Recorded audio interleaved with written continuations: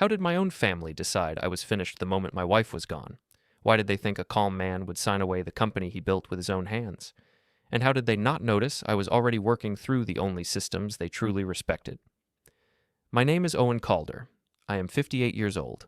I built a company with my wife when we were both young and tired and full of ideas. I am a quiet man. I do not speak fast. I do not raise my voice. People often think that means I will bend first. My wife is gone now. The house feels larger without her. The mornings feel slower. I still make 2 cups of tea by habit. I still reach for her mug. Then I stop and set it back in the cabinet. I do not make a show of it. I just breathe and keep going.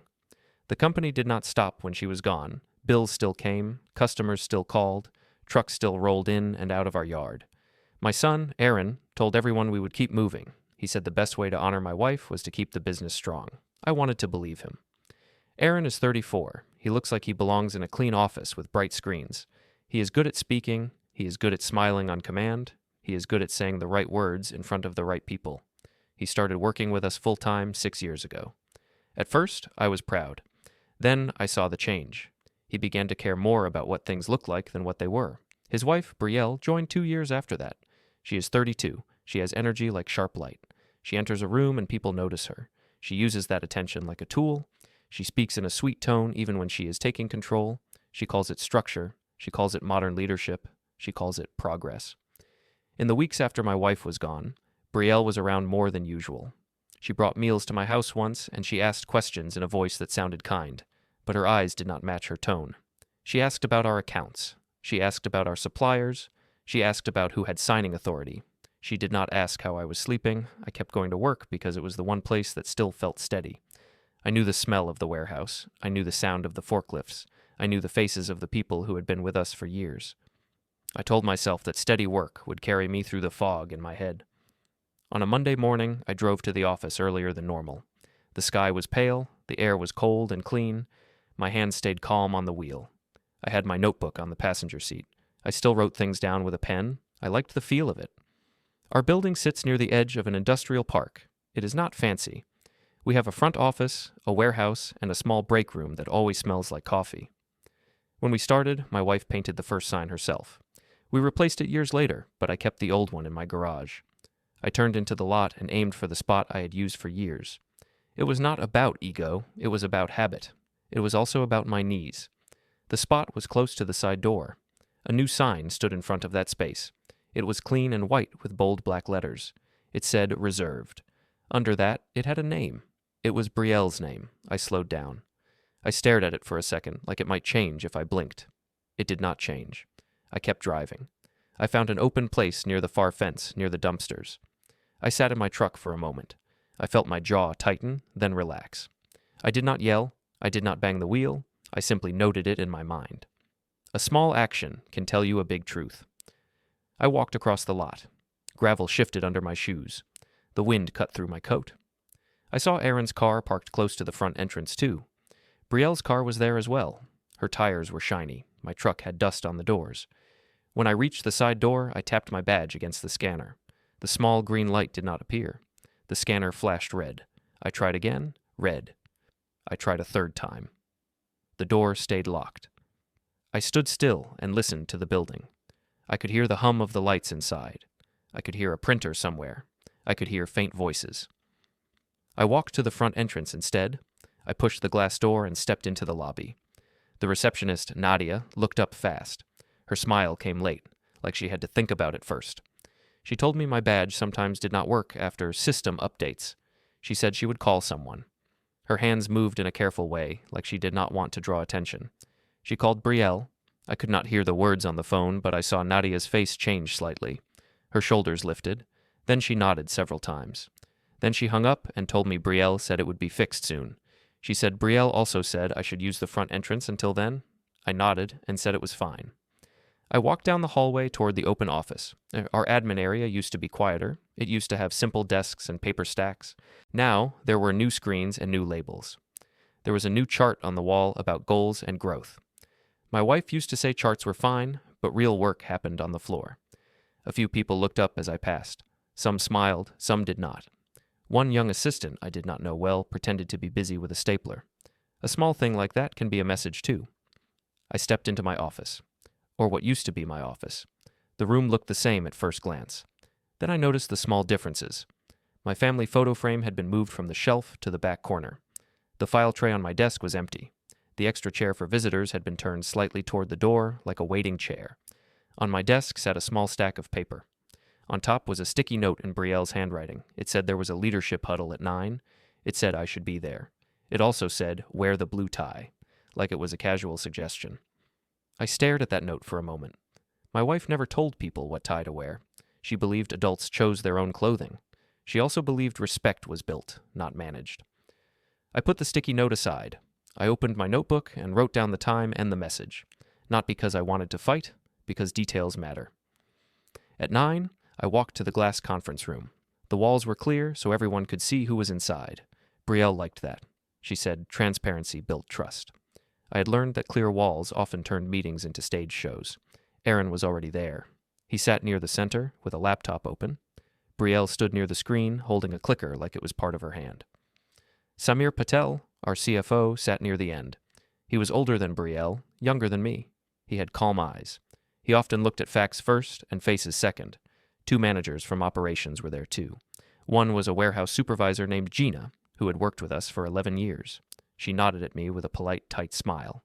The other was a sales lead named Curtis. He kept his hands folded and his eyes low. Brielle began the meeting as soon as I entered. She did not pause. She did not ask if I was ready. She spoke as if the room belonged to her. She said it was important to move quickly during a transition season. She said our customers needed confidence. She said the board wanted a clear line. She said the team needed one voice. She used words like alignment and leadership lane and operating rhythm. She spoke smoothly. She did not stumble. She had practiced. I waited until she took a breath. Then I said I wanted to understand the agenda. I said I also wanted to check on warehouse staffing because we had 3 large orders due that week. Brielle responded with a calm smile. She said the agenda was already set. She said the warehouse details were being handled by the right owners. She used the word owners like it was already decided. Then she turned back to the screen and clicked to the next slide. Aaron said nothing. He stared at his laptop and nodded at her points. He looked like he was trying to appear steady. I watched his posture and his eyes. He looked relieved, not confident. That relief told me he believed someone else was carrying the weight for him. Brielle spoke about rebranding. She spoke about cutting unnecessary approvals. She spoke about new vendor relationships. She spoke about which clients they wanted to focus on. She mentioned my name once, but in the past tense. She said I had built something great. She said now it was time to modernize it. She said I deserved rest. Rest is a gentle word that can carry a hard meaning. Sometimes it means kindness. Sometimes it means removal.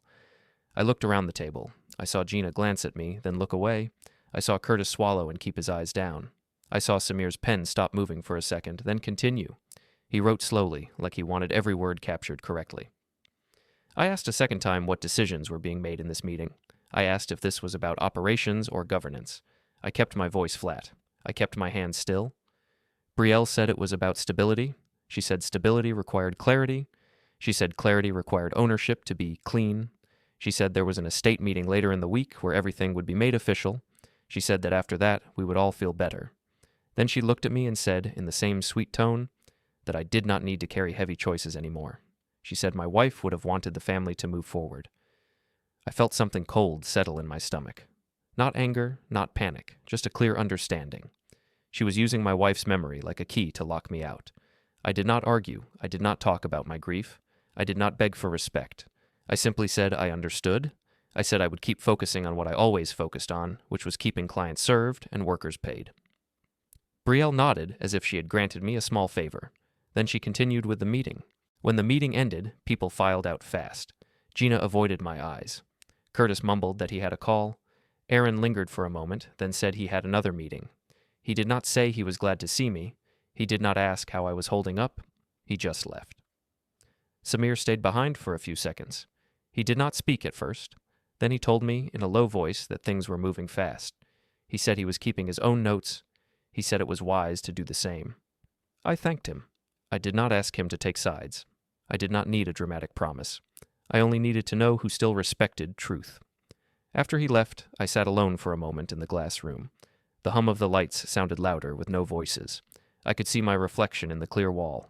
I looked tired, but not broken. I looked like a man who had survived long weeks before. I walked back to my office and opened my email on my personal phone, not the company computer. I noticed a calendar change. The estate meeting had been moved up. The new time was Friday morning. The organizer name was unfamiliar to me. I stared at that screen and felt the last piece click into place. They were not waiting for me to heal. They were not waiting for me to catch my breath. They were trying to move while I was still quiet and distracted. I set my phone down. I picked up my notebook again. I wrote one line at the top of a fresh page. I wrote that I would not sign anything in a rush. I would handle things the right way. In the days after that first meeting, I kept replaying small moments in my mind. Not the big words, the small choices, the way Brielle spoke over me without even turning her head, the way Erin stayed quiet like silence was safer than loyalty, the way people in the office looked at the floor when I walked by. I did not become the calm man by accident. I grew into it. When I was younger, I was not loud, but I was not soft either. I worked long hours. I carried heavy boxes. I drove deliveries when the driver called in sick. I learned early that a loud person can win a room for 10 minutes, but a steady person can keep a business alive for 10 years. My wife understood that. She understood me. We met when I was in my 20s. I had a small job repairing industrial parts for a local supplier. She worked in the front office at a shipping company. She had quick hands and sharp eyes. She could spot a wrong number on an invoice from across the desk. She was kind, but she was not easy to fool. We built our life step by step. We lived in a small apartment over a noisy street. We saved money in a jar on the kitchen counter. We took turns with the late shift. We learned how to stretch a meal and still smile. When we started the company, it was not a dream with bright lights. It was a plan with lists. We found a small warehouse with a leaky roof. We cleaned it ourselves. She painted the walls. I fixed the door. We bought used shelves and a second-hand forklift. We made calls. We asked for chances. We delivered on time. We had one rule from the beginning. If we promised something, we did it, even if it cost us. That rule built our reputation. People do not always remember your logo, but they remember if you show up. Aaron grew up inside that world. He learned how to tape boxes before he learned how to drive. He sat in the break room doing homework while we talked with customers. He saw us solve problems without drama. When he was little, he called the warehouse the big room. He used to run down the aisles and count pallets like it was a game. As he got older, he changed. Not in a bad way at first. He wanted more than we had. He wanted cleaner offices and better cars. That is normal. But he also started to believe that respect comes from image first. He started talking about status and brand like those things were the foundation, not the paint. When he finished school, he worked somewhere else for a while. He came back later saying he wanted to help us grow faster. I was glad. My wife was proud. We made space for him. We gave him real responsibility. At first, he listened. He asked questions. He learned our systems. He was good with customers. He could talk to them in a way that felt confident. I saw the benefit. Then the small shifts began. He stopped walking the warehouse floor. He stopped knowing the names of new hires. He started calling the work back-end stuff, like it was something he should not have to see. When a forklift broke down, he did not come to look. He asked if it was already handled. My wife noticed too. She tried to balance it. She would ask Aaron to join us at the warehouse for an hour. She would ask him to sit with Samir and look at numbers, not just forecasts. Aaron would agree, but he would do it for show. After that, he would drift back to meetings and screens. When Brielle entered the picture, the speed changed. Aaron brought her to a company dinner. She was polite. She asked the right questions. She laughed at the right times. She looked at the room like she was studying it. My wife liked her at first. She said Brielle had strong energy. She said strong energy can be good if it stays honest. I agreed. Brielle joined the company later with a neat title and a clear goal. She said she wanted to organize operations. She said she wanted to remove delays. She said she wanted to bring in modern tools. I did not fear tools. I liked efficiency. But I watched how she used words. She spoke in a way that made simple things sound complex. That can be useful. It can also hide intent. In her first month, she changed the meeting schedule. She moved things to early mornings. She said it was for discipline. She started sending reminders to everyone, even to managers older than her. She used a tone that sounded helpful, but also controlling. One day, she stood in the open office and told a group that we needed one decision lane. She looked at me when she said it, not with anger, with calm certainty, like she was explaining a fact. I asked her what problem she was trying to solve. She said the problem was confusion. She said confusion came from too many voices. She said the company needed one voice. My wife heard that too. After work, she told me Brielle was testing lines. She told me not to react fast. She told me to stay steady. I did stay steady. For a long time, I made room. I let Aaron take more calls. I let Brielle run more meetings. I focused on what I was best at: customer trust, vendor relationships, warehouse workflow, training new supervisors, quiet checks on quality. I thought if I stayed useful, I stayed respected. That is not always true. Respect is not only about usefulness. Some people respect you when you are strong, some people respect you when you are loud, and some people respect you only when you can block them. Over time, Brielle began to remove my ability to block her. She would schedule meetings without me, then send me a summary later. She would speak for the company in calls I used to handle. She would ask Samir for reports and leave my name off the request. At first, I told myself it was normal. She was trying to prove herself. Aaron was trying to lead. My wife was still there, and she kept balance in quiet ways. She would ask Brielle to slow down. She would remind Aaron where the real value came from. Then my wife's health changed. She got tired faster. She needed more rest. She still came in some days, but she stopped doing long hours. That is when Brielle leaned harder. She would come to our house to help, and then start asking about company bank access.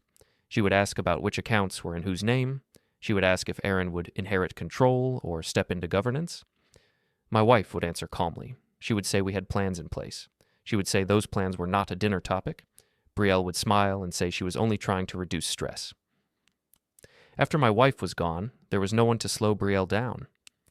The first week, Brielle brought food to my kitchen, and she talked about family unity. The second week, she brought papers and talked about efficiency. The third week, she started speaking like decisions were already made. It showed in public ways, too. At the warehouse, a new supervisor approached me one morning and asked if he still needed my approval for overtime. He looked nervous. He said Brielle told him approvals were going through her now. He said he did not want to break rules. I told him to follow the written policy until it was officially changed. He looked relieved, but also confused, like he had been pulled between two adults. Another day, I tried to approve a routine purchase order. The system would not let me. It said insufficient permission. I had signed purchase orders for decades. Now a screen told me I did not have permission. I walked to the admin desk and asked for help. The assistant told me the permissions were updated under new structure. She said she was not sure who approved the changes. She looked at Brielle's office door when she said it. I went to Aaron and asked him directly. I told him I needed access to do my work. Aaron said it was temporary. He said they were cleaning up security. He said it would be fine soon. He spoke like a person repeating a line he had been given.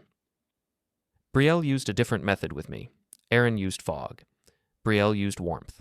In front of others, she spoke to me like I was fragile. She would say she did not want me to stress. She would say she wanted me to focus on healing. She would say she would take the load. She always used words that made her look caring, but her actions always moved my hands away from the controls. One afternoon, a vendor I had worked with for years called my personal phone. He said he got a new agreement from our company.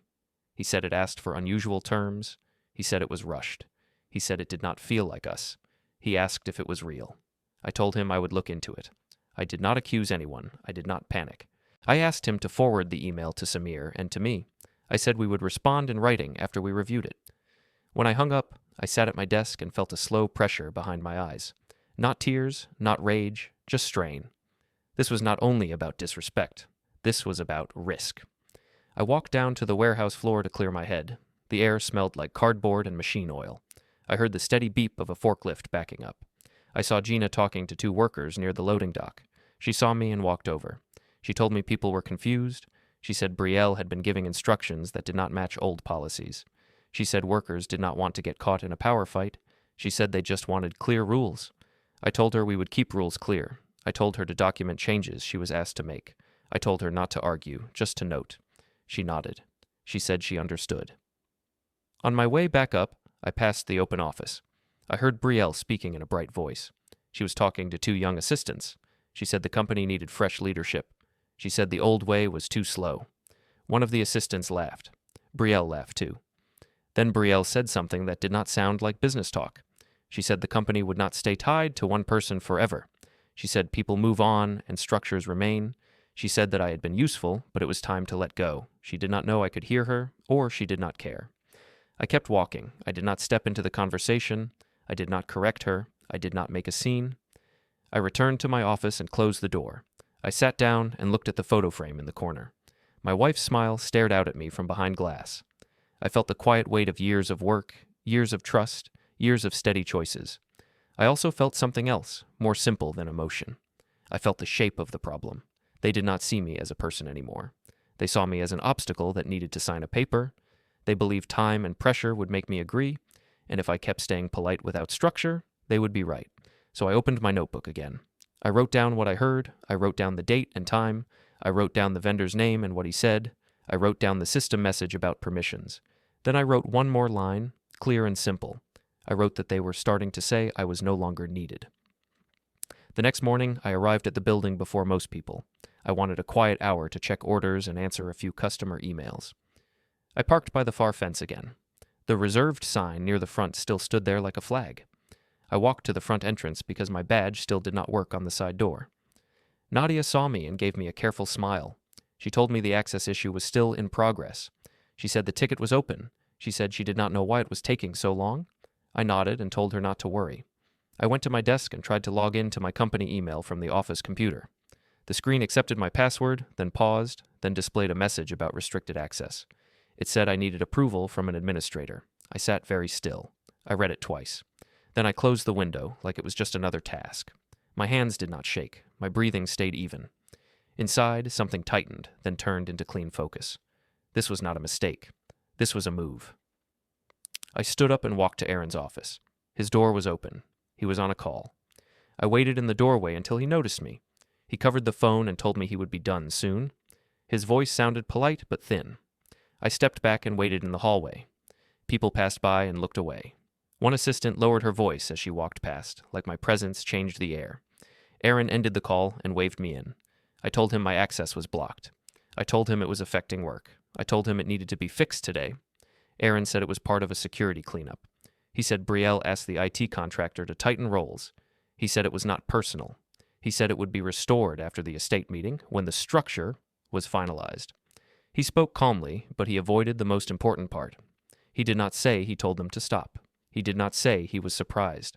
He spoke like a man watching a river rise and hoping it would not reach his door. I told him I understood systems and cleanup. I told him I also understood that access is power. I asked him if he believed I should have power in the company I built. Aaron looked down at his desk for a moment. Then he said he wanted peace. He said he wanted the family to be stable. He said he did not want conflict. He said Brielle was only trying to keep things moving. I listened and said nothing for a few seconds. Then I told him stability does not come from blocking people. It comes from clear rules. I told him I would not fight him. I told him I would handle it properly. Aaron nodded quickly, like he was glad I did not press him. Then he said he had another meeting. That ended the conversation. I left his office and walked down to the warehouse floor. That was the only place where the air still felt honest. Work is simple when you can see it. A pallet is either wrapped or it is not. A truck is either loaded or it is not. Gina was near the loading dock again. She told me there was a new instruction about overtime approvals going through Brielle only. She said it came in an email that morning. She said she did not like it. She said it put her in a bad spot with the team. I asked Gina if the instruction came with a policy update attached. She said it did not. She said it was just a message with confident wording. I told her to keep following the written policy until an official update arrived. I also told her to save the email. I told her not to argue, not to confront, and not to get pulled into emotion. I told her to document what she was asked to do and when. Gina gave a small nod. She said she would. As I walked back toward the stairs, Samir appeared at the end of the aisle. He moved with quiet purpose, like he always did. He asked if I had a moment. We stepped into a small corner near the inventory shelves. He told me he could feel pressure building. He said Brielle had been requesting certain reports on short deadlines.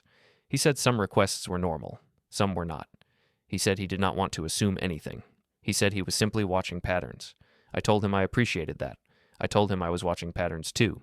I told him to keep doing his job in a clean way and to keep his notes. I did not ask him to choose a side. I did not need speeches. I needed accuracy. Samir said he understood.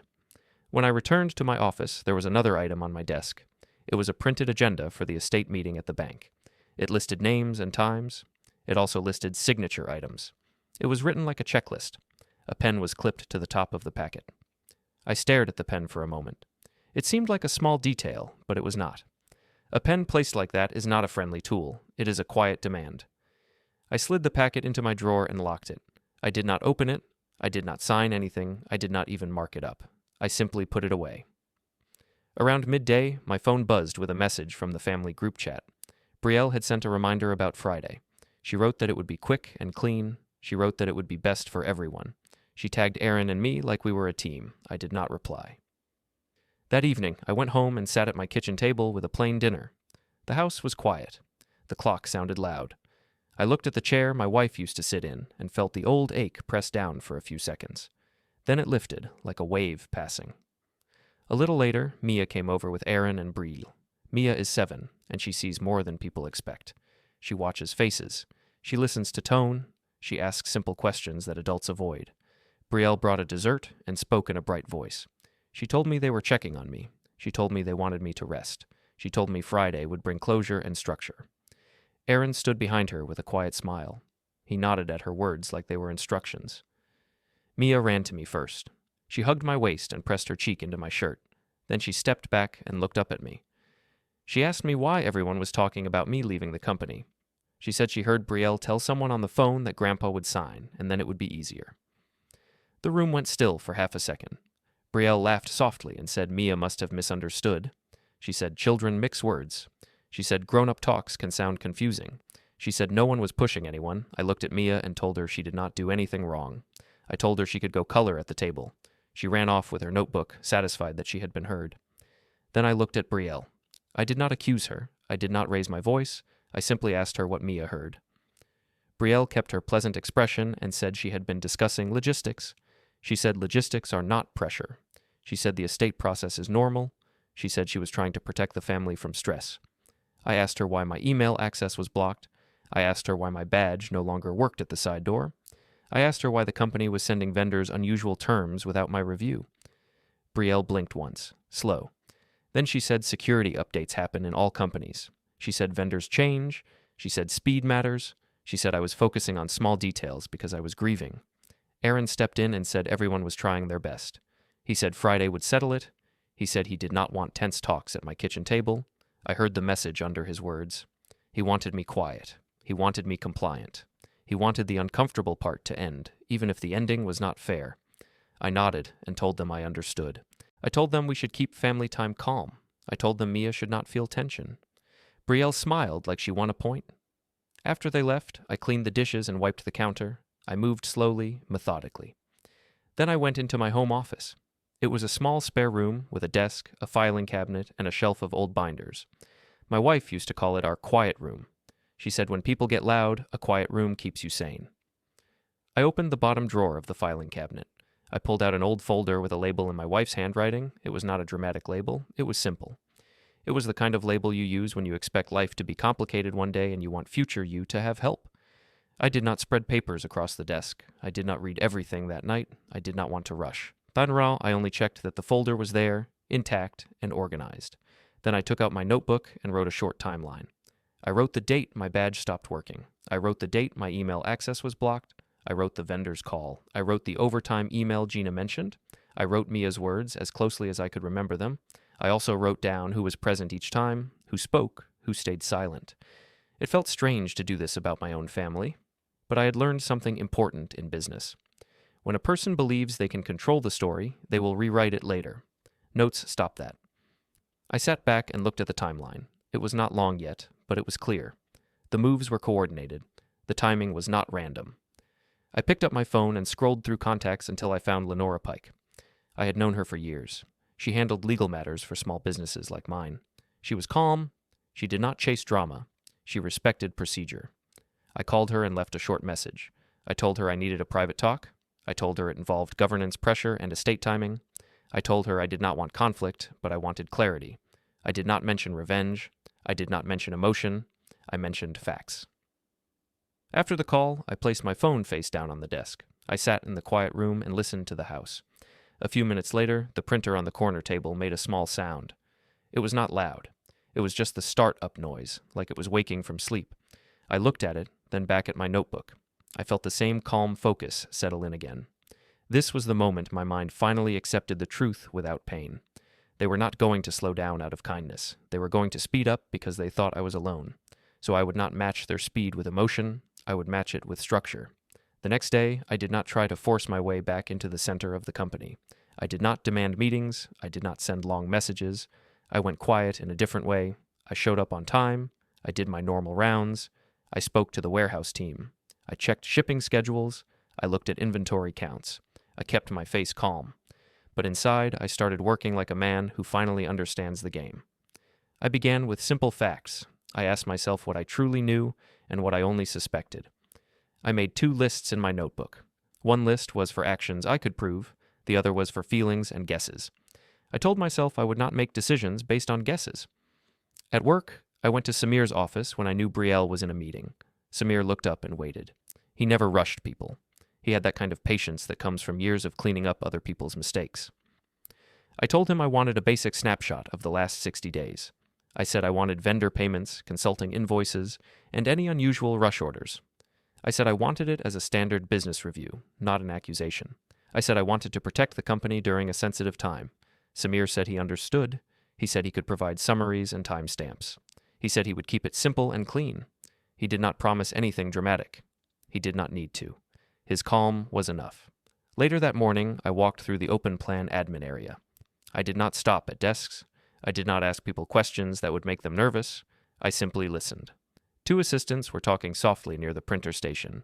When they saw me, their voices dropped. I heard only a few words, but I caught the meaning. They were discussing Friday like it was a finish line. They spoke as if the company would look different after that day. I kept walking. In my office, I used my personal phone and called the vendor who had contacted me earlier. I asked him to describe, in his own words, what felt wrong about the new agreement. He explained that the language was aggressive and the timeline was short. He said it did not match the tone we had used for years. He said he felt like someone was trying to corner him. I told him I would not ask him to fight anyone. I told him I only wanted clarity. I asked him to forward the full email chain to Samir and to an address I trusted. He agreed. Then I called a second vendor, one I had known for a long time. I did not mention family. I did not mention internal issues. I simply asked if anyone had asked them to change terms recently. There was a short pause. Then the vendor said yes. He said Brielle's name. He said she spoke confidently and said the founder was stepping back. He said she spoke like she already had full control. I thanked him and asked if he could send a copy of the message. He said he would. By noon, I had 3 separate outside contacts saying the same thing in different words. People were being told I was already out. I did not respond by trying to prove I was still in. I responded by collecting more facts. That afternoon, I drove to my accountant's office. I did not make an announcement about it. I did not tell Aaron or Brielle. I simply went, like any business owner would. The accountant's lobby was quiet. The chairs were stiff. A small water dispenser hummed in the corner. I sat with my notebook on my knee and waited. When the accountant came out, he greeted me politely.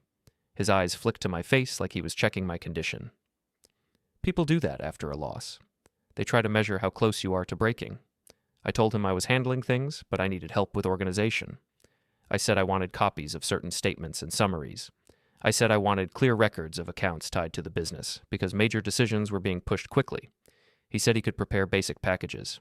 He said it would take time, but he would start. He asked if this was for the estate meeting. I told him it was for clarity and protection. He nodded, like he understood without needing more. When I left, I sat in my truck for a minute and watched people walk in and out of the building. I felt steady. I did not feel powerful. I felt awake. On the way back, I stopped at a small cafe near the courthouse.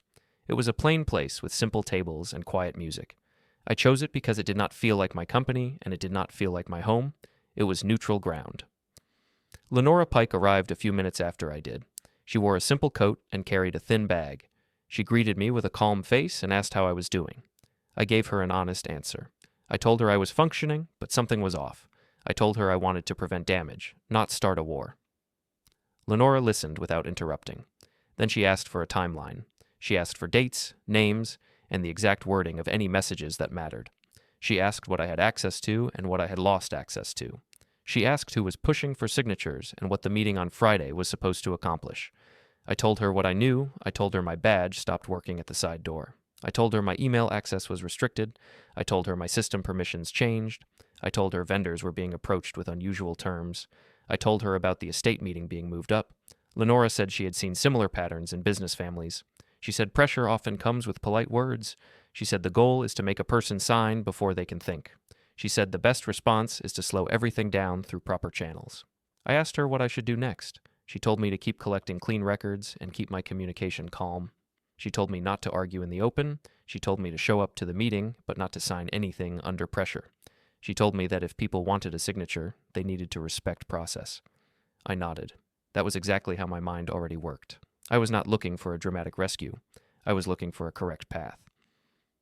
Before we left the cafe, Lenora asked if there was anyone inside the company who still cared about rules. I told her Samir cared about rules. I told her Gina cared about clear policies. Lenora said that mattered. She said steady witnesses and consistent records often speak louder than emotional speeches. When I walked back into my office at work, the atmosphere felt lighter in a strange way. Brielle's laughter carried down the hall. It sounded like a person who believed the outcome was already decided. A little later, Brielle stepped into my doorway without knocking. She stood with her hands clasped, smiling politely. She asked if I was settling in. She asked if I needed anything for Friday. She said it would be quick and clean, and then I could truly rest. I told her I was fine. I told her I would be present on Friday. I told her I would review anything carefully before I agreed to it. Her smile tightened for half a second. Then she said she admired how calm I was. She said most people would be overwhelmed. She said it was good I trusted the family to handle details. I did not correct her. I did not tell her what I was doing. I simply said I believed in doing things properly. After she left, I looked at the door for a moment. Then I opened my notebook and wrote down the exact time she visited and what she said. I wrote it the same way every time, short, factual, and clear. The next morning, Samir sent me a message asking if I could stop by for 5 minutes. I went to his office and closed the door behind me. He showed me a few summary pages on his screen. He did not print them for me. He did not hand them over like a weapon. He simply pointed out patterns. There were consulting invoices that did not fit our normal vendors. There were payments in round numbers, close together, as if someone was rushing a plan. There were also requests for accelerated terms with suppliers, which can look strong on paper, but can hurt trust in the long run. Samir said he could not say intent. He said he could only say what the records showed. He said if these moves continued, it could cause problems. I thanked him. I asked him to keep everything backed up. I asked him to keep his notes professional and neutral. He said he would. As I left Samir's office, I saw Aaron walking down the hall toward Brielle. Aaron's shoulders looked tense. Brielle's posture looked relaxed. She spoke to him in a low voice, and he nodded quickly. When Aaron noticed me, he gave me a small smile that did not reach his eyes. He asked if I was ready for Friday. He said it would make everyone feel secure. I told him security comes from clear rules, not from speed. I told him I would come, and I would listen. He nodded again and walked away. He looked like a man trying to convince himself, not me. That evening, I went home and opened my home office drawer again. I did not pull everything out. I did not spread papers across the floor. I simply organized what I had collected so far. I placed vendor emails in one folder. I placed notes about access changes in another. I wrote a clean list of questions for Friday. I kept it simple. Who has authority today? What is being requested? Why the meeting was moved up? Why access was restricted before any formal decisions? I also wrote down something my wife used to say when people tried to rush her.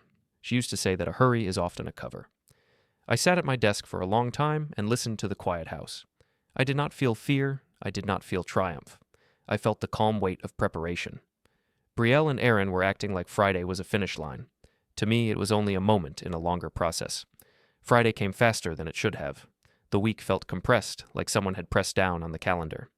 I did not let that speed pull me into panic. I made coffee. I ate a simple breakfast. I stood by the sink and looked out at the street until my mind felt steady. In the quiet, I remembered my wife's habits. She used to prepare for serious meetings the night before. Not with fear, with order. She would set out clean papers, clean clothes, and one clear list of questions. She said clear questions keep you from getting pulled into other people's noise. So I did the same. On Thursday evening, I sat in my home office and checked my notebook. I read my timeline again from top to bottom. I did not add emotions. I added only facts, dates, times, names, short lines that would still make sense a year from now. I wrote 3 questions on a separate sheet of paper and folded it into my wallet. I did not need a long list. I needed the right list. Who requested the meeting change? What exactly was expected of me? Who had authority to approve any change in ownership and governance? I did not sleep deeply that night, but I rested enough. When you have a plan, even a quiet plan, your body stops fighting invisible monsters. Before sunrise, my phone lit up with a message in the family group chat. Brielle wrote that she was glad we could all do this with respect. She wrote that the bank reserved the room and everything would be smooth. She added a smiling symbol at the end, like it was a birthday lunch.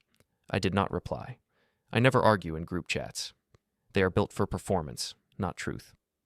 At work, I arrived early again. I parked near the far fence like I had been doing all week. I walked in through the front entrance. Nadia gave me a small nod and looked relieved that I did not look upset. People often think calm means agreement. They mistake quiet for surrender. I made one short loop through the warehouse. I checked that the morning shipments were staged properly. I asked Gina how the team was doing.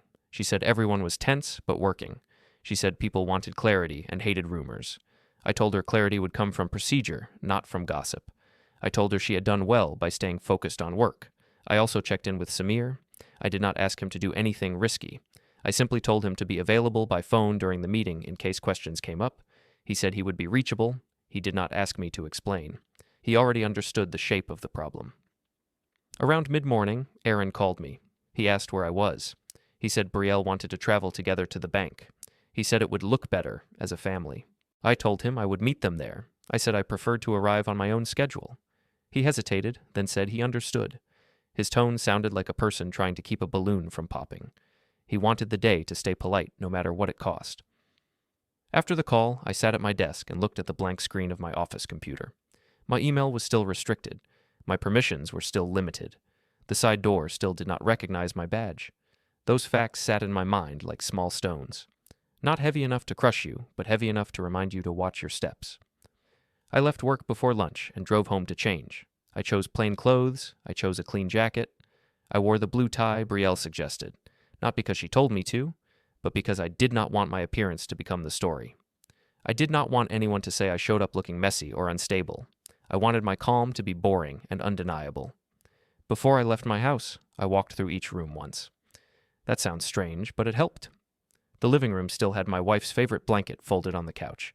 The kitchen still had her handwritten grocery list on a small pad by the fridge, even though I had not needed it in weeks. Her handwriting made me pause. It reminded me that this day was not only about business. It was about what she built and what she tried to protect. I put my wallet in my pocket. I checked my phone battery. I grabbed my car keys. Then I looked at the chair at the kitchen table one more time and spoke a quiet promise into the empty space. I said I would not let anyone rush me into giving away what we built. I said I would do this properly. The bank trust office was in a tall building with polished floors and soft lighting. It smelled like clean air and expensive paper. The lobby had quiet chairs and small tables with magazines no one touched. A sign pointed toward the trust services suite. I arrived 10 minutes early. I did that on purpose. People who rush feel pressured. People who arrive early can breathe. A bank assistant greeted me and asked me to sign in. I signed my name and sat down. I kept my hands on my knees and watched the hallway. Every person who walked by looked like they belonged in a careful world. No loud voices, no sudden movements. This was a place built for rules. A few minutes later, Aaron and Brielle arrived with Hugh Marin. Hugh was the family advisor Brielle brought into the company recently. He was about my age, dressed in a way that tried hard to look important. He smiled at me as if we were old friends. I did not smile back much. I nodded once. Brielle greeted me in a bright voice. She asked if I was ready to wrap things up. She said the bank people were very professional and we would be done quickly. She spoke like the day was a simple chore. I said I was ready to listen. I said I would take the time needed to understand what was being asked. Brielle's smile held, but her eyes tightened. She told me it would be straightforward and everyone would feel more secure after. Aaron stood slightly behind her, like he had chosen his place without admitting it. We waited in the seating area. Brielle spoke softly to Hugh, and Hugh nodded and tapped at his phone. Aaron looked at the floor, then at the wall, then at his phone. He did not look at me for long. I could feel his discomfort like a draft under a door. A bank officer came out and introduced herself. She spoke with calm authority. She asked us to follow her. We walked down a quiet hallway toward a set of doors with frosted glass. The doors had a simple label for the trust boardroom. As we approached, Brielle slowed down slightly so she could walk beside me. She said she hoped I would not make this difficult. She said she knew I was tired and the family needed clarity.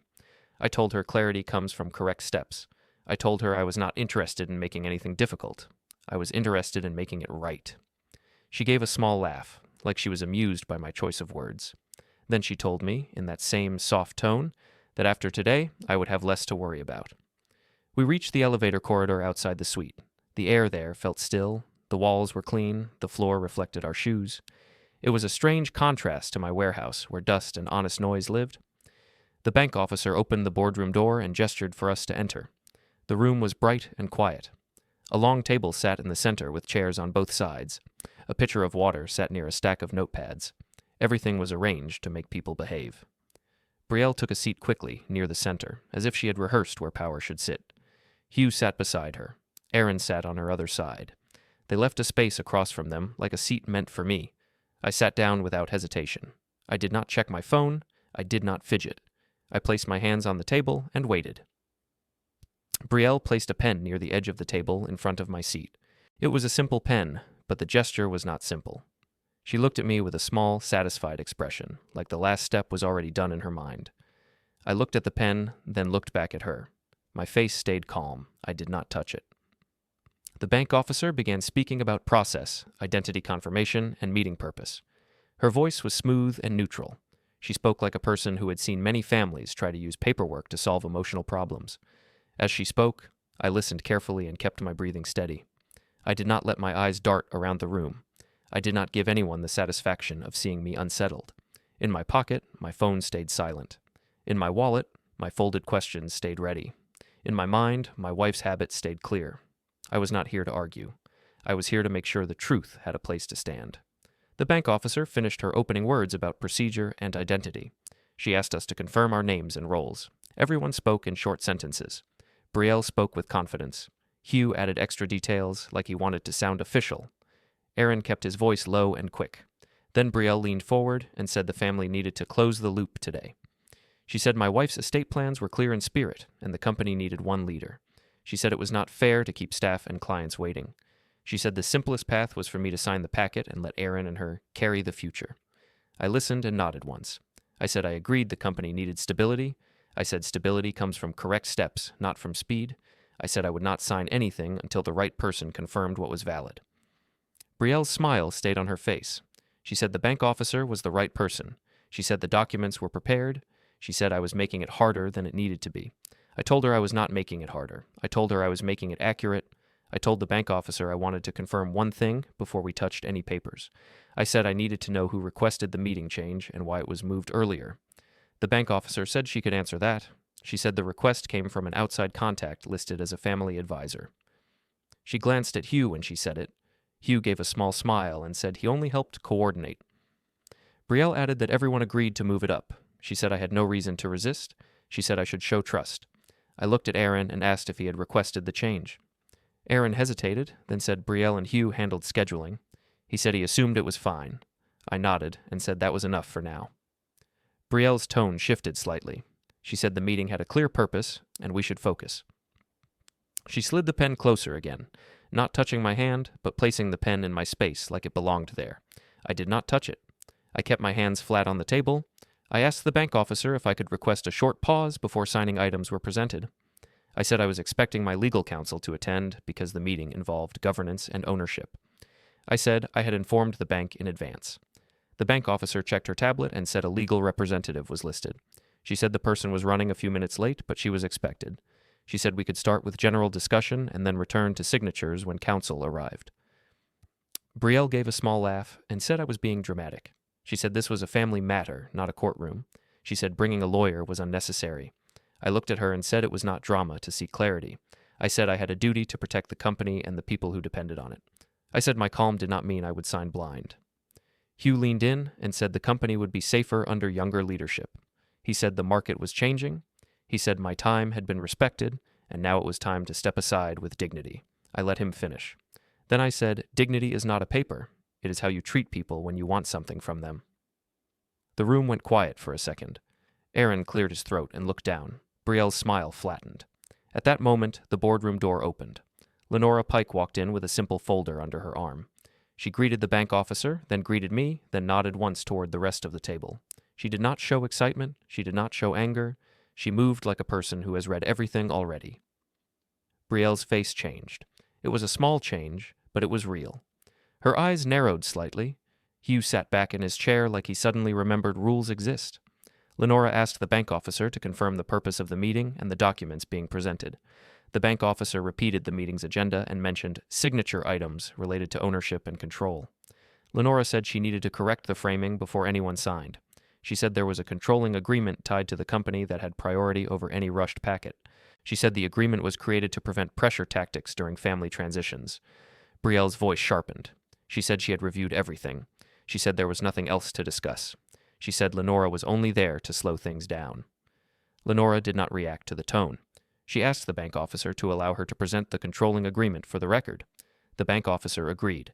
She said the meeting would follow procedure and that counsel had a right to present relevant documents. Lenora opened her folder and placed a document on the table in front of the bank officer first, not in front of me. That mattered.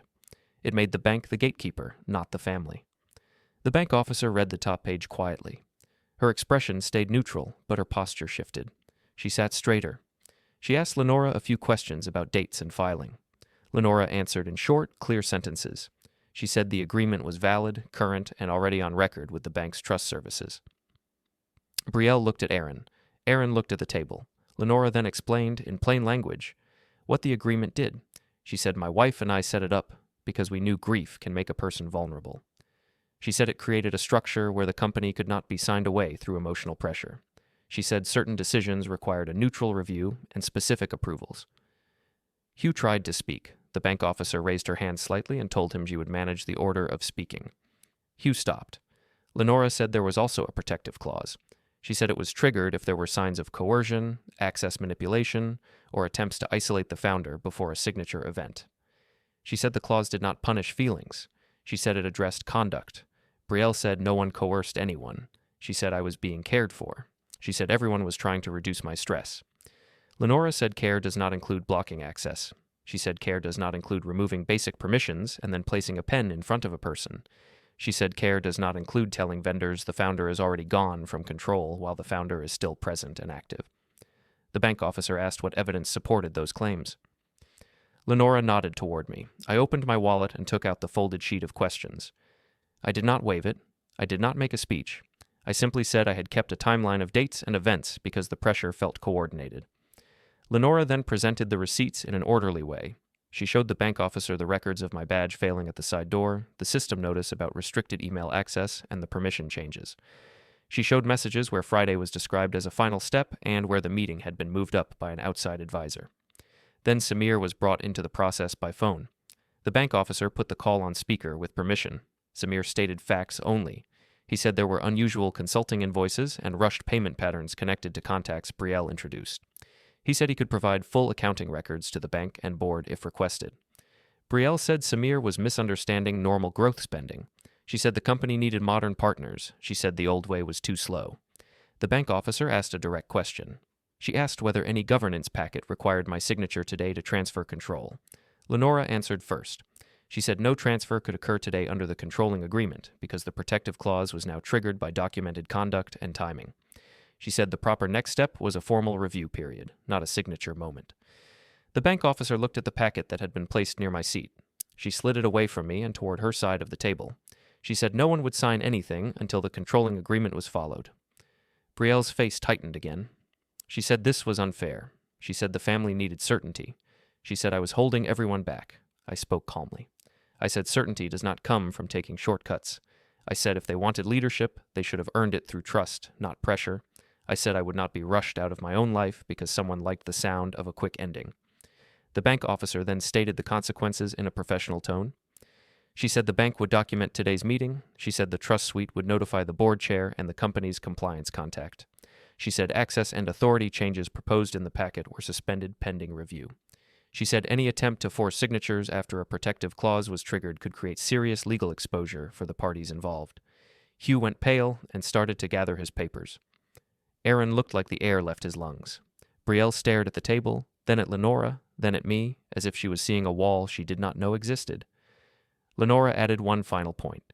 She said my role as founder and controlling authority remained intact. She said operational leadership could continue day to day, but only within defined limits, and only with clean oversight. She said any misuse of funds or misrepresentation to vendors would be reviewed through proper channels. The room went silent. Brielle reached for the pen again, like reflex. Her fingers touched it, then stopped. The pen slipped from her hand, rolled across the table edge, and dropped to the floor. No one moved to pick it up.